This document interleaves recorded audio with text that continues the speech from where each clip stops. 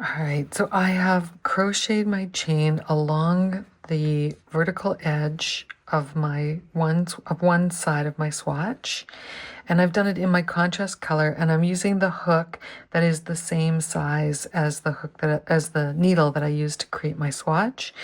But again, the hook size isn't so important. What's important is that your chain isn't binding and it's not too loose and loopy. So just try and aim for that Goldilocks chain across the edge of your work. And then before you're done, just make sure that you've maintained a straight line along here. And you can see I've got one row just below, or just on the other side of my crochet chain. That's going to be my selvage. Once I'm done this crochet chain, I can leave it on my hook.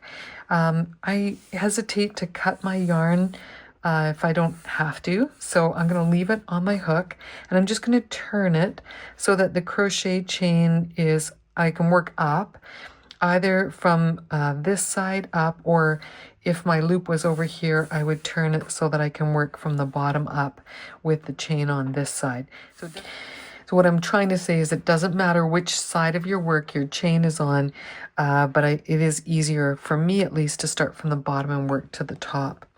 And I'm going to align it with the cast off or cast on edge of my piece.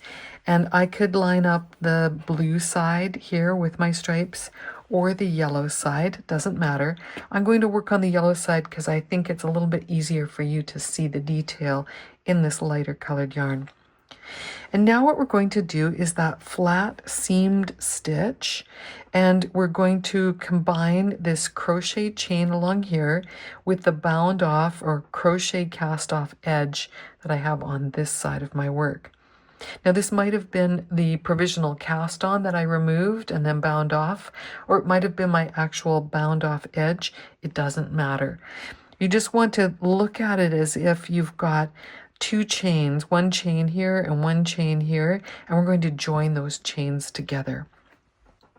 So the way we're going to do that is to work that flat seam stitch by working the interior loops of each chain, so the chain on this side with the interior loops of my chain on this cast off edge over here. And we're just going to layer them one on top of the other. Because my loop is on my hook and it's over my right side, that says to me that the right side is going over top of the left side. So when I put my hook in, this loop is going to stay on my hook. I'm going to pick the bottommost loop on my bound off edge, and I'm going to stick my crochet hook through the inside loop of that chain. So if I can call this the outside and this the inside, what I'm looking for is the inside loop on that crochet cast off.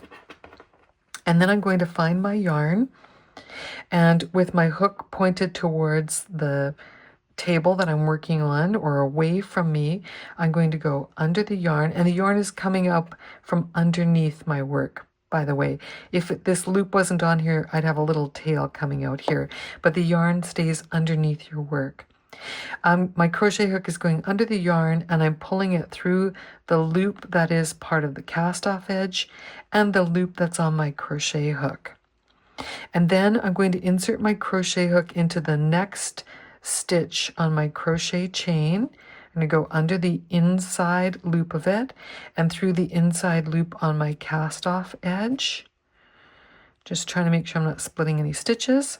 So I have 3 loops on my hook. The loop from the previous stitch, one side of my crochet chain here, and one side of my cast off edge here. My crochet hook goes under the yarn, and I'm going to pull it through all 3 of these loops.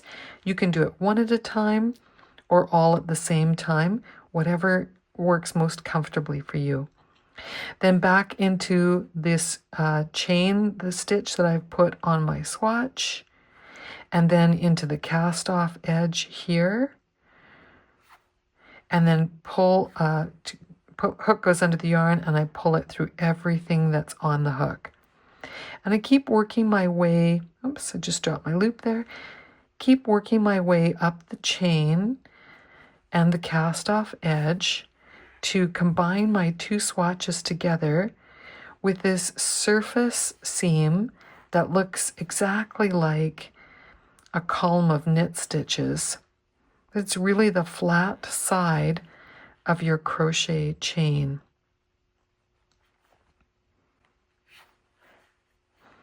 And the nice thing about it is that I know that because I've put the same number of stitches in my chain on the vertical side as I have stitches on the horizontal side, that I don't have to put any markers, locking stitch markers in here. I know that this will line up exactly because I've got the same number of stitches on either side. Okay, I'm going to take a little break here and show you what this looks like. There we go. So that seam is coming along nicely, and doesn't it look just like a row of knit stitches on this side? So it's completely matches the column that's here, and I've got my little border of the outside loops going along this side. So it just nestles that seam right in between those two edges quite nicely, I think. So you want to do that seam all the way up to the top.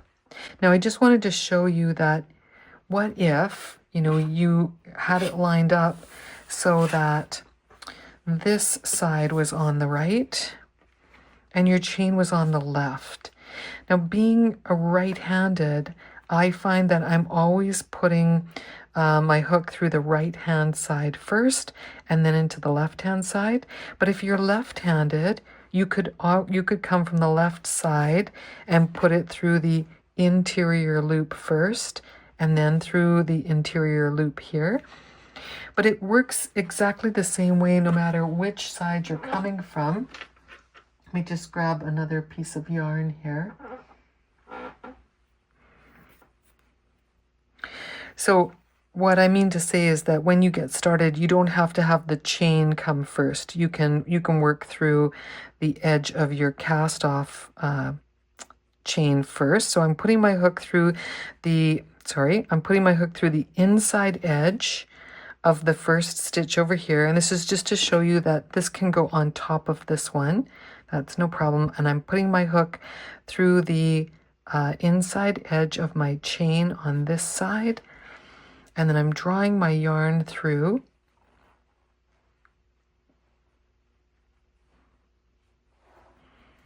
And now that I've got them connected, I'm just going to continue up inside, making sure not to use the small tail there.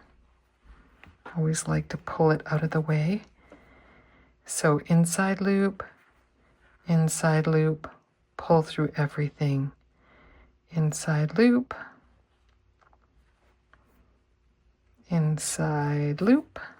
pull through everything.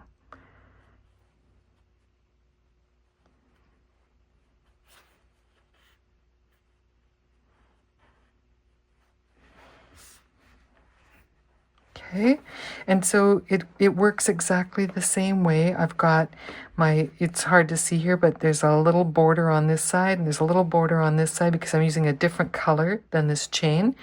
But now imagine if my chain had been this gold color and I'm attaching it to the gold end, it would just look like a straight gold line going all the way up. So you can use the same color that's in your project, or you can use a contrasting color. Either one works just fine. You can start by overlaying your crochet chain on top of your cast off chain, or you can start by overlaying your cast off chain on top of your crochet chain. These are all options. In any case, you'll end up with a nice flat seam laying on top of your work.